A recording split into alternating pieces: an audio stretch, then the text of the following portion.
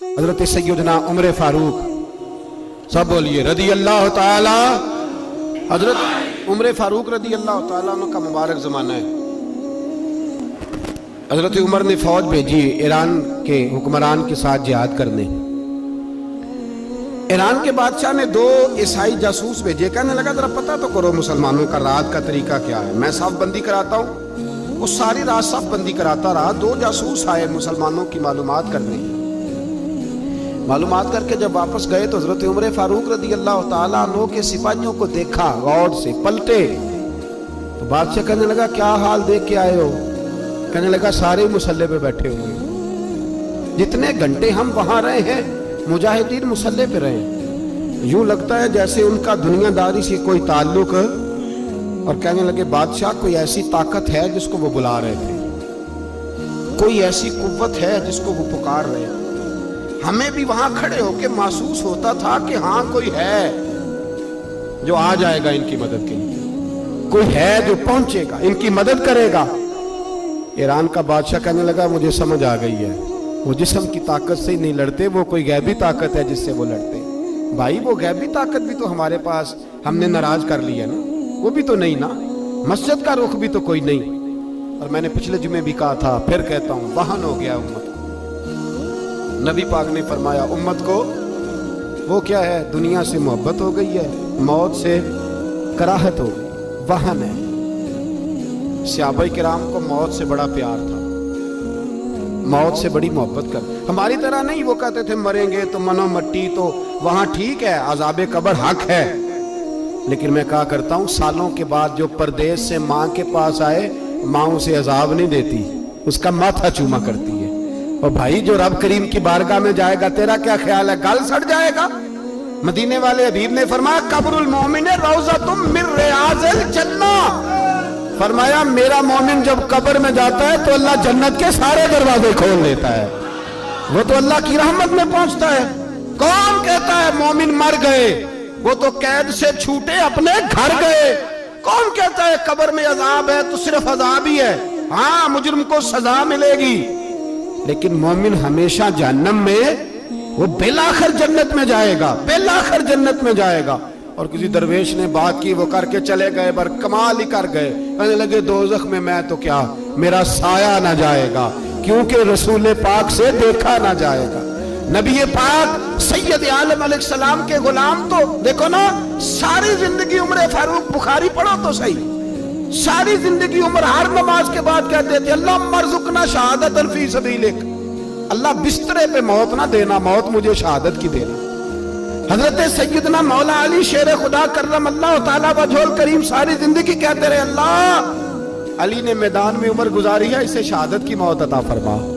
وہ بھائی یہ تو شہادتیں مانگنے والے۔ حضرت امام حسین میدان کربلا میں کھڑے تھے، شمر کہنے لگا حسین تیری چاروں جانب موت ہے، تو آپ فرمانے لگے تجھے ابھی ہمارا پتہ ہی نہیں، موت سے تو ہمارا پیار چلتا ہے۔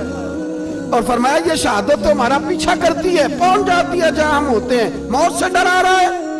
مسلمان کا مرنے کو دل نہیں کرتا، ورنہ وہ اتنی بڑی کوٹھی میں کون رہے گا؟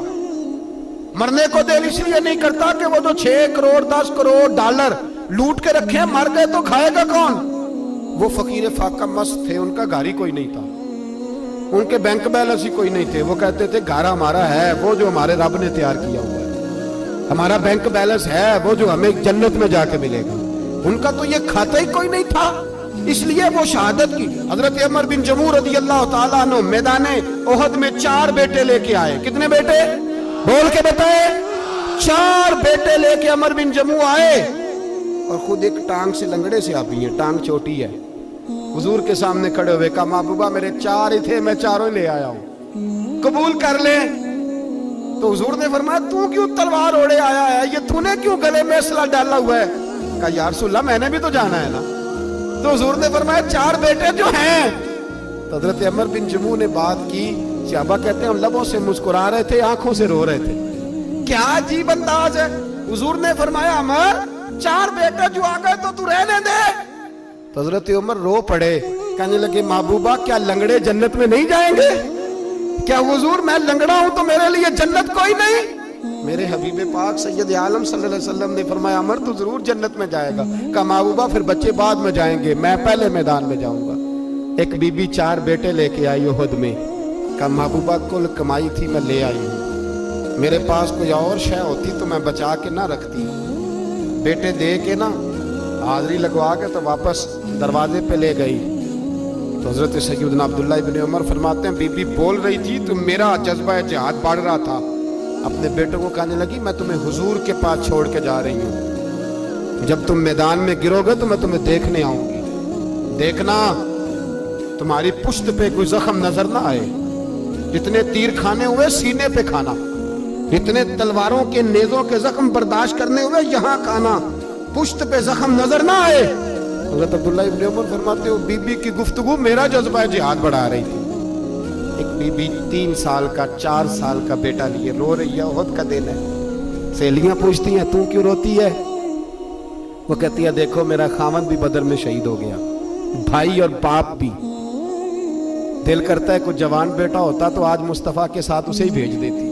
کوئی جوان میرے پاس ہے ہی 3 سال کا تو کیا کروں, 3-4 سال کا بچہ کیا کرے گا؟ پتہ نہیں کیا دلیل آئی, اچانک اٹھی, بیٹے کو سینے سے لگایا, کپڑا ڈالا, مسجد نبوی پہنچ گئی. حضرت بلال کہتے ہیں مجھے ملی, کہنے لگی بلال مجھے پتہ ہے حضور تیاری کرا رہے ہیں جنگ کی, پر 2 منٹ اگر میری ملاقات ہو جائے. بلال حبشی کہنے لگے حضور ہم ایک بی بی ضد کر رہی ہے.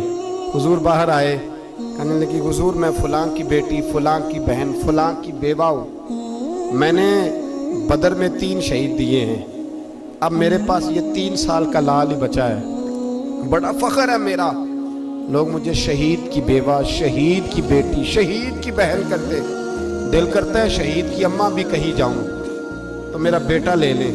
سیدنا بلال کہتے ہیں حضور مسکرائے, کہنے لگے یہ 3 سال کا نونہال کیا کرے گا؟ کہتے ہیں اماں کا عجیب جذبہ ہے. کہنے لگی محبوبہ سنا ہے اسلحہ بھی تھوڑا ہی ہے, ڈھالے زیادہ کوئی نہیں, میرا بیٹا ساتھ رکھ لیں, جب آپ کی طرف کوئی تیر آیا نا تو میرا بیٹا ڈھال کے تو اس کو ڈھال بنا کے آگے کر دینا. محبوبہ ڈھال تو بان ہی سکتا ہے نا. حضرت بلال فرماتے ہیں مصطفیٰ کریم نے فرمایا جا میں نے قبول کیا, قیامت کے دن بیٹا گھر لے جا, جب تیرا نام پکارا جائے گا تو شہید کی اماں کہہ کے پکارا جائے گا, جا تو گھر لے جا. کہتے ہیں چلتے چلتے ایک غریبنی اور آ گئی, اتنی سی اٹی بان کی, اتنی سی. بلال حضور سے ملاقات ہو جائے گی. نبی پاک آ گئے, کہا محبوبہ یہ غلبہ اسلام میں میرا بھی حصہ ڈال لے. حضور نے فرمایا یہ کیا ہے؟ کہنے لگی حضور خامد فوت ہو گیا, اولاد اللہ نے بے نیازی سے دی نہیں, سویرے چرخہ کاٹ کے رزق حلال کھاتی ہوں, میرے پاس نا یہ اتنا سا بان ہے, ایک گھوڑے کی لگام بن جائے گی. محبوبہ حصہ تو ڈال جائے گا نا دین کے لیے, میری قبولیت ہو جائے گی. میرے حبیب نے ہاتھ اٹھائے اور دعا مانگی, کہے اللہ جتنا تو میدان کے مجاہدوں کو اجر عطا فرمائے اتنا اس غریبنی کو بھی عطا فرما, اتنا اسے بھی دینا. بھائی یہ جذبے تھے, یہ رنگ تھا امت مسلمہ کا, اس لیے کافر گھر میں بیٹھ کے کانپا کرتا تھا.